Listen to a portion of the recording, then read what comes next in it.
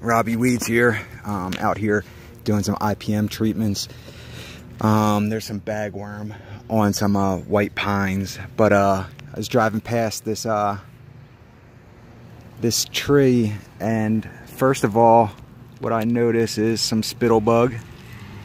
You can see it in here. I'm not gonna get it out because I only got one hand, but there you can kind of see the spittle, and maybe you could see the spittlebug in there.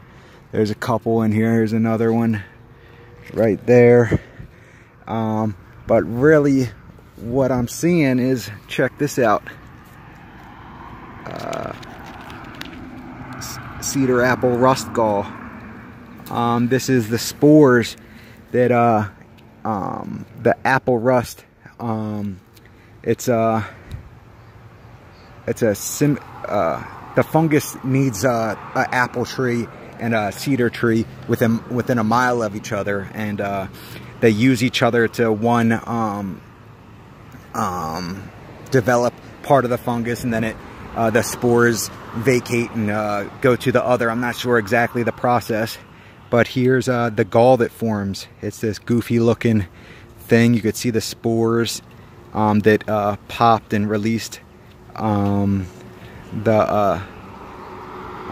tiny spores to float around and find an apple tree to infect.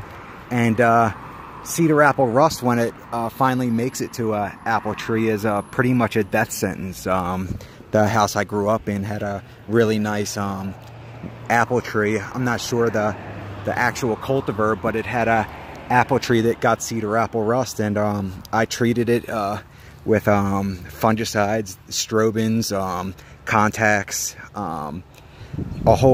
every fungicide you could think of. I rotated, but it's just a death sentence. You're treating the symptoms of cedar apple rust. You can't treat the actual fungus. You're trying to get a fungicide on it, and I'm talking on the apple trees, not on the cedar here.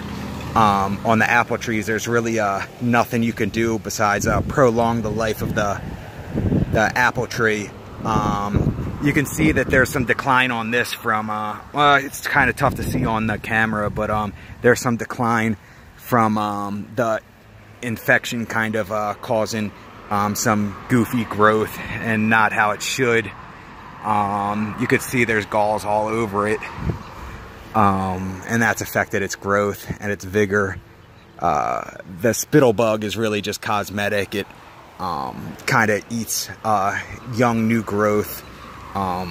It's really nothing, but the cedar apple rust infection definitely affects growth, and eventually it'll be slower on the cedar, but any apple trees within the vicinity of this tree more than likely will eventually catch cedar apple rust, and with no treatment will decline, and over 3 to 4 years with no treatment will eventually succumb to the disease. I did prolong the tree at the house I grew up in's life well past it should have been. I probably got another 10 years out of it, but like I said, every year it was getting worse and worse, and even with treatment and treating preventatively in the beginning of the season, kind of like apple scab, where you're treating at bud break and stuff like that, I could never get the disease completely under control. So I just wanted to show you these galls.